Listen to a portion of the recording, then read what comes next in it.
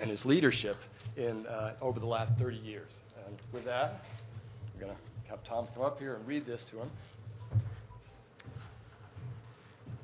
So, for years of dedicated service to the American Society for Cell Biology and the scientific community at large, pioneering leadership in grassroots scientific advocacy and effective congressional education, the American Society for Cell Biology designates Thomas D. Pollard ASCB Public Service Award.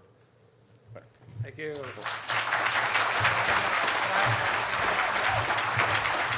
we'll take the whole back.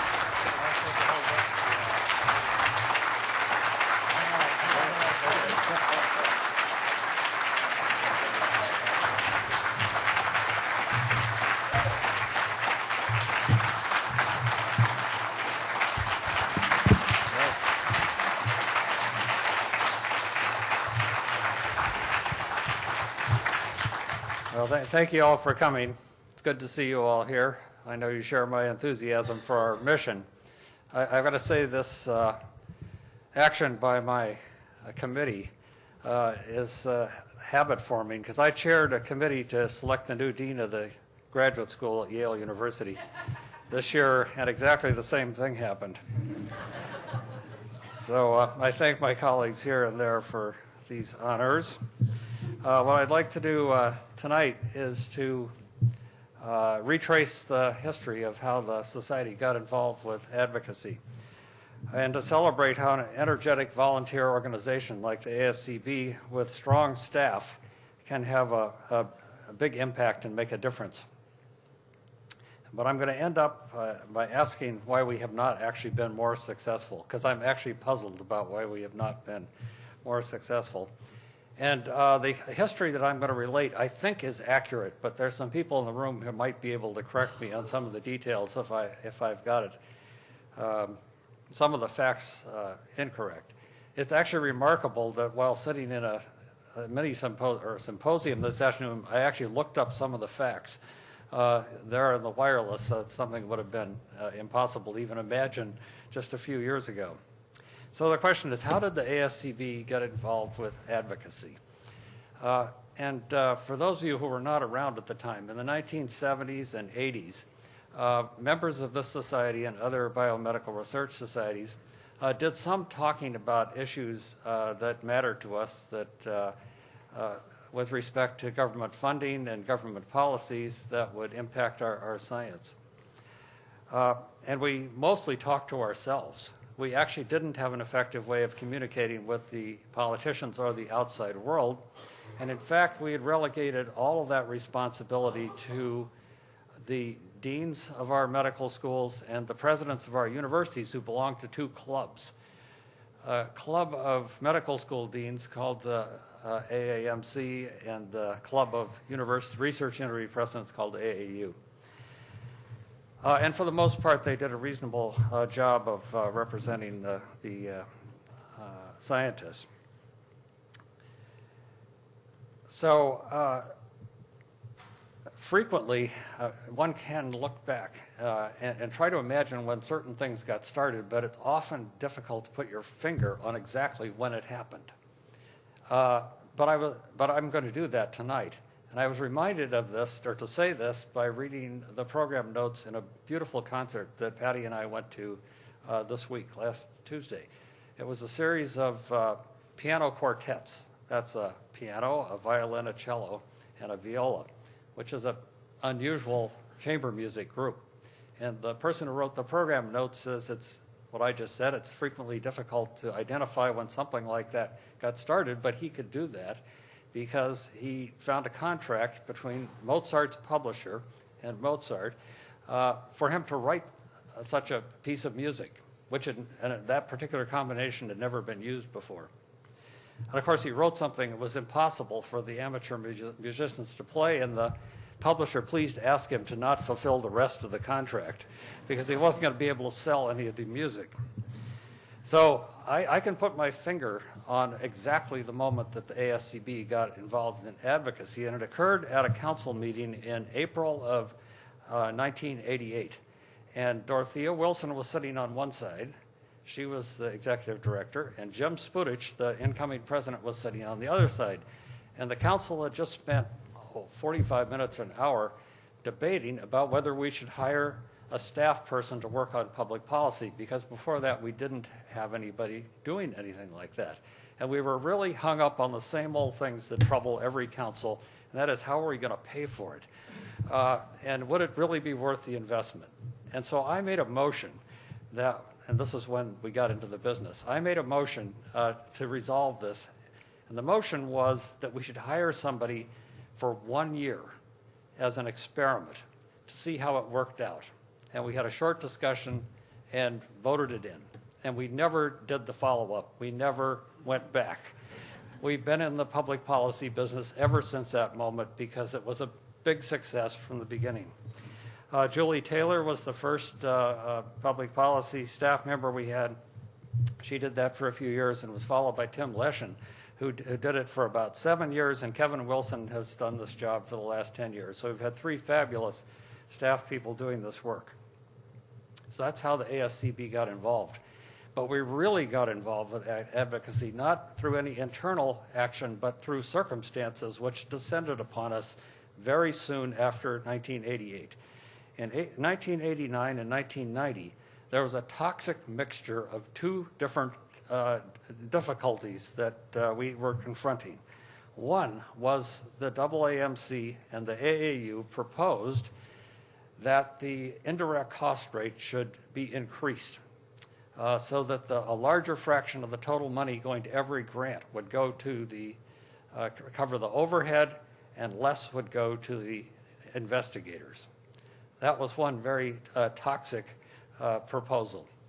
And I must say, we're just going through exactly the same thing now, 21 years later.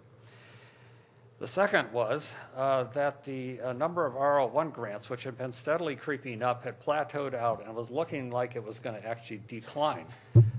So this combination of our leaders' proposal that the universities and research institutes and medical school take a larger fraction of the pie, and the possibility of a decline in the overall funding was enough to drive the ASCB and its partners into action. And we, in partnership, and I can remember exactly where this happened too. It was at FASEB in Bethesda. And I don't know why I was representing ASCB. I was no longer president. But I remember Dan Lane from ASBMB, a colleague at Hopkins, was there, and a few other people. And we sat around discussing what the heck we were going to do about this proposal to increase the indirect cost reimbursement rate. And we decided we'd had it. And we were going to go public and write a press release condemning this action. That put us together with our colleagues and some of the other scientific societies in taking a public stance, which had been a very rare, if ever, occurrence for our society, particularly since we were on the opposite side of the leaders of all of our research institutions. So that's how we got started in collaborating with our colleagues. In 1991, Mark Hirschner was president, and Elizabeth Mrinkola had taken over from Dorothea Wilson. The ASCB and ASBMB and biophysics and anatomy, I think, was in on this, but I may have this not exactly correct, decided they should take the next step, and that was to pool their resources and hire a lobbyist. Wow, that was really a big step from anything we'd ever done before. I was not part of the interview process, but one of the candidates stood out because he was a retired member of Congress, Peter Kairos, and he had an idea that none of the established lobbying firms in this area had. And that was, he says, you know what we ought to do? We ought to start a biomedical research caucus and have biomedical scientists come to Capitol Hill and explain what they're doing and the value of their work for society. And on the basis of that, he was hired and became the reason for starting another organization called the Joint Steering Committee for Public Policy. This terrible name arose because the purpose of the Joint Steering Committee was to supervise our lobbyist. And everybody's a little bit nervous about Peter and the very idea we were in the lobbying business, so this required a good set of hands. And Mark Kirshner had a meeting at UCSF and Bruce and Alberts, who's sitting down here, and I were trying to remember who were there, but I'm pretty sure that the meeting included Bruce Alberts, Mark Kirshner organized the meeting, Mike Bishop, Harold Varmus, Keith Yamamoto, Bill Brinkley from ASCB, and myself, and maybe one or two other people. Well, this was a very high-powered group, and they started the ball rolling with this new organization called the Joint Steering Committee for Public Policy, which had membership from the supporting societies, ASCB, ASBMB, anatomy, biophysics, to start with. Now, we've had fantastic leadership in the JSC, which has now morphed into the Coalition for Life Sciences. Mark Kirshner was a very inspirational chair that got us the whole thing rolling. He was followed by Eric Lander, who was followed by Harold Varmus. And you may have noticed that Eric and Harold were two of the co-chairs of the President's Advisory Committee on Sciences. So here we started off with our little organization here. We ended up with two of our leaders in the White House at the end of the day, something that we'd never imagined would ever happen. So what did the JSC do, and how did the ASCB support its activities? Well, the first thing that the Joint Steering Committee did was to follow Peter Kairos' advice and start up the Congressional Biomedical Research Caucus. The pundits in Washington predicted in 1991, when this started, that it would last less than 6 months. It's still going strong 20 years later, disproving the pundits. In part, it's done so well because we were fortunate in leadership, and this is a theme I'm going to make. I've already made it, but I'm going to make it several more times. We were just unbelievably lucky because Harold Varmus took over the management of this thing for the first 5 years. Harold handpicked the people who came to Washington, and through his influence, convinced virtually everybody he asked to take the time to come and participate in this activity. When he became NIH director, Mike Bishop, his Nobel Prize-winning partner, took over this activity and ran it for almost 15 years. Even in spite of the fact that he was the chancellor of UCSF and incredibly busy. So we all lucked out because these two very high-profile, important people put enough time and effort into this volunteer organization to make it a success. The second thing that the JSC did was to start the Congressional Liaison Committee. Now, I was actually inspired to do this by my wife, Patty, who's sitting right here. She's going to be embarrassed by this, but she has had a fantastically successful career in nonpartisan politics, doing things like being president of the League of Women Voters for the state of Maryland. And she and her colleagues were fabulously successful campaigning relentlessly for important nonpartisan issues, such as reproductive choice and the control of guns in Maryland. And I watched them. They were just as passionate about their causes as any of us are about our cause, and watched how they did it.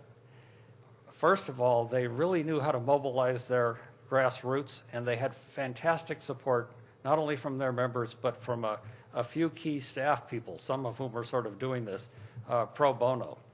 So I decided we needed to do the same thing because we didn't really have anything like that. So we started up our grassroots network. It would have been a hell of a lot easier to do that right now than it was then because, mind you, there were very poor means of communication. No email. So what do? We'd send out these faxes in the middle of the night to save money. And people all over the country would get faxes in their offices the next morning asking them to help us out with these causes. So in addition to trying to reach out nationally, we hired a staff person to work on this. Alex Stone was one of the early ones, and Lynn Marquis has been doing this now for a number of years. And the staff people are really essential for making something like this work. So we owe a great deal of gratitude to them. We also, I always, as Doug said, I always thought we should be doing better. So when we moved to California, Mike Bishop and I raised enough money from the institutions in California we hired our own staff person for the CLC in California for a few years, and she ran around the state organizing people because it's the staff who drives all these things. Now we've got about 3,000 people involved. It'd be great if we had even more. Now the third thing that the ASCB, and I'm going to come back to what ASCB had to do with JSC, did was to take positions very publicly on things, like we did on the indirect costs thing, which went away, thank goodness. And there was a pivotal opinion piece in Science Magazine written by our leadership, Mark and Mike and Harold, proposing, of all things, that the NIH budget should be doubled in 5 years. This thing picked up a head of steam, and it actually happened. So you guys might not have been aware of this, but this idea came from our group. And the reason why we have such a big NIH budget today is in part due to that declaration of this important position. Okay, so let me comment on how the ASCB as a society has contributed to all this. The ASCB has really been the glue that has held together this dynamite advocacy group. The people working for the Joint Steering Committee, now the Coalition for Life Sciences, have always sat in the ASCB office. Our executive director, Elizabeth Marincola, for many years, and now Joan Goldberg, have served pro bono as sort of administrative leaders for this, helping to keep the practical side of our operation going. And for them, we owe both of them a great debt of gratitude as well. And I'd like to mention something about Dorothea Wilson and Elizabeth and Joan, because they all are masters at something that is so important for making volunteer organizations work. The three of them are absolute geniuses, like my wife actually, in doing something I call leading from behind. Now what this is all about is that when you're the executive director for something, you don't stand up and take the credit for all the things that are happening in the organization. You see that all the time in volunteer organizations. Instead, what you do, you work like hell, get all your volunteer members to do the best they can to make the organization run, and then push them up to the front and let them take all the credit for getting the work done. And so we've been blessed at ASCB in having three absolute masters of leading from behind, which is a large reason why the Society and the JSC CLS has been so successful.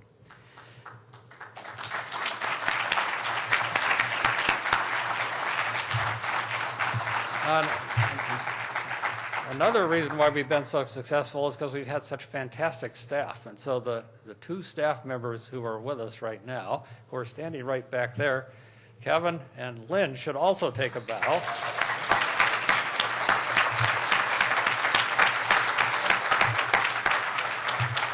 These guys are both Capitol Hill veterans who've come to the ASCB and the CLS and provided tireless staff support for everything we're doing. They're the guys who actually get all of us who know what we should be doing but don't necessarily get around to it to get the job done. So we've been very fortunate in that regard.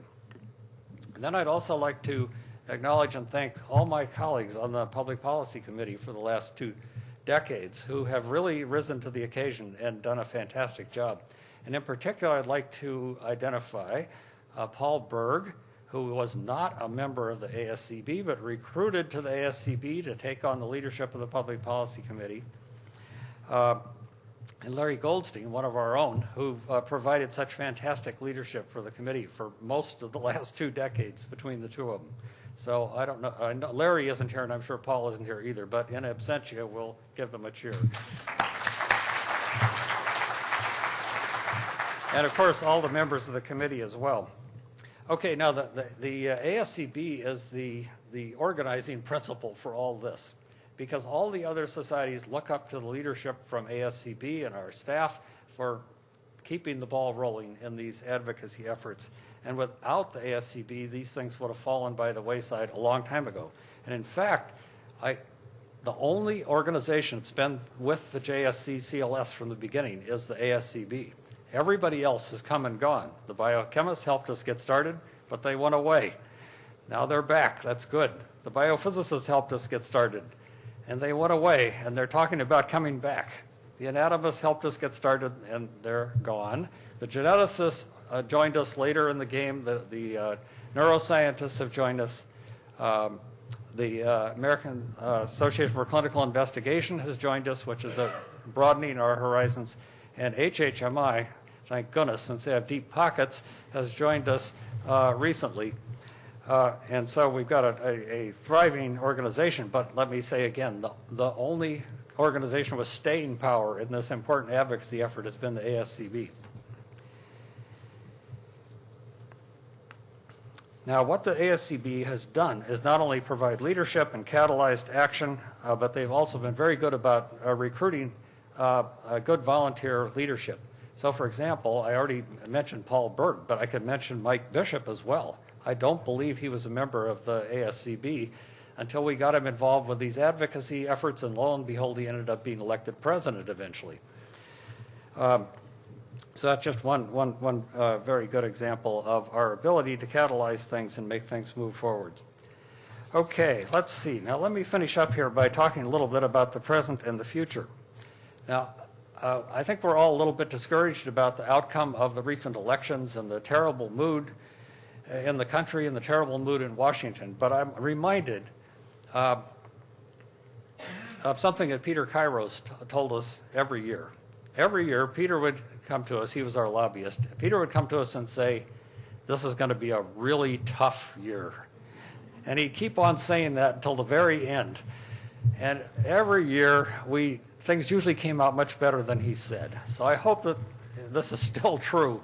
But this is going to be a very tough year.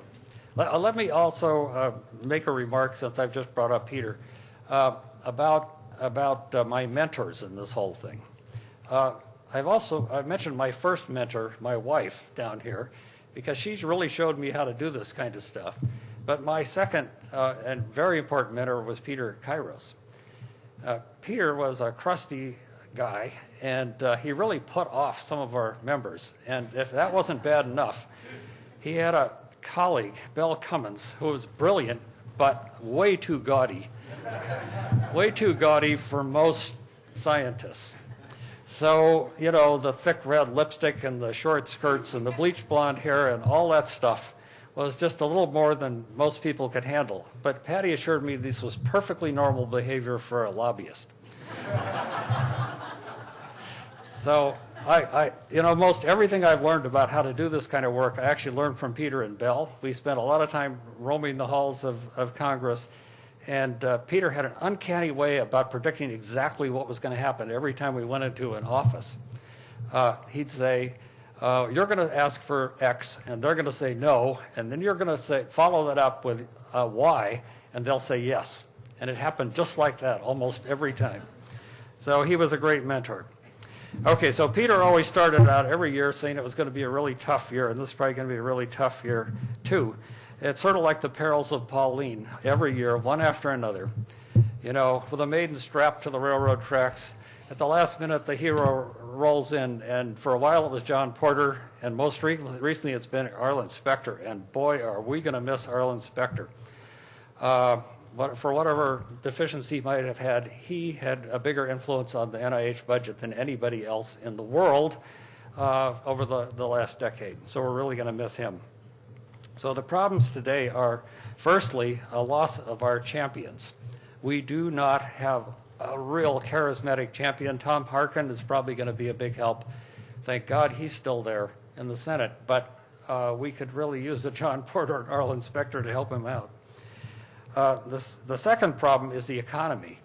The economy is just killing us because it's reduced the tax revenues, and with a decline in the tax revenues, the politicians feel like they're hamstrung, even though they should be investing in what we do. The bad economy has led to huge deficits and what is now, unfortunately, an emerging cultural war, with some politicians being elected on platforms that are purely anti-intellectual. So we, unfortunately, are the enemy as far as some of the politicians are concerned, and I really don't know how we're going to deal with that one. Because, you know, in the public opinion polls, scientists are usually up near the top and politicians are near the bottom someplace in respectability in society. But the politicians are now trying to make academics and scholarly people into enemies, which is going to be tough. So I don't know how the anti-intellectual cultural wars are going to come out, but something we have to be aware of. And the final thing that's killing us is an unsustainable funding model for the support of biomedical research. The way the thing is set up now, it's just bound to crash. The medical schools in particular have very little skin in the game. They count on the NIH to pay faculty salaries for many of the members of their faculties and count on the indirect costs to cover the costs of their building. It's not their fault. Some of this was actually a decision on the part of the government in the 1970s to put all the construction costs as an indirect cost on reimbursable indirect costs on grants, but that's the way it is. So this is another thing that's got us in a corner here, and there are plenty of people worried about this. Bruce Alberts wrote I must say, frequently quoted and noted editorial in Science Magazine about the problem. Thank you for bringing that to the general attention of the public. Or at least the readership of Science Magazine. So, and the NIH. Well, and Francis Collin came to see us last year talked to the Council and Public Policy Committee, and we reminded him that we thought this was a problem, and he acknowledged that he understood that, and he's been speaking out on it as well. So those are some of the problems. So what do we have to hope for? First of all, we have to hope the economy is going to recover, because if the economy doesn't recover, we're up the creek. Secondly, we have to hope for the emergence of new champions in Congress. If any of you have a representative or a senator who is a candidate for doing this, you should please encourage them to step up to the plate. And thirdly, I think we have to hope for a solution that's at least as good as the Conservative government in the UK has offered its research community, which is flat funding for 4 years or 5 years. Gosh, I never thought I'd say I hope for something that good. But given the draconian cuts they made in many other things in the UK, it was good to see that they spared research funding, and hopefully our politicians will agree that that's a reasonable idea. So let me just finishing up by asking the question, how can you all help? Well, first of all, we want you to join our Congressional Liaison Committee. We have 3,000 members in it, but we have 60,000 people in the societies that belong to the Coalition for Life Sciences. So we only have 5% of the scientists in these societies in our grassroots network, and so we need to do better than that. Another thing we were going to ask you to do is to follow a beautiful suggestion from Larry Goldstein. And Larry proposed last year, and we've been talking about it in public policy, that every time you write a grant, you should feel obligated to write a letter to your member of Congress, tell them you just wrote a grant application, and then when the review and the funding review decision comes back, that you should feel obligated to write your member of Congress and say, I either got the award, thank you so much, or I didn't get the award, even though I spent all that time and effort, and by the way, this is all the horrible things that's going to happen with respect to employment or other things in your community. So I think Larry had a wonderful idea, and I hope we can make that just a routine part of what everybody's doing. But I'd like to finish up with a question. I'm not a pessimistic person, as Doug pointed out here.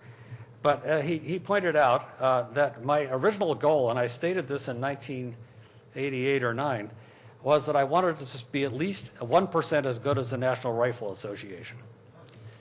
Because I'm completely on the other side of their issue, but I really admire what they can do. They have a fabulous grassroots operation, and if our grassroots operation were 1% that good, and since our cause is better, we would undoubtedly thrive. So the question is, why does the rank and file membership of the NRA, why is the rank and file membership of the NRA more concerned about restrictions on firearms than biological scientists are about their financial and professional lifeline? Thank you.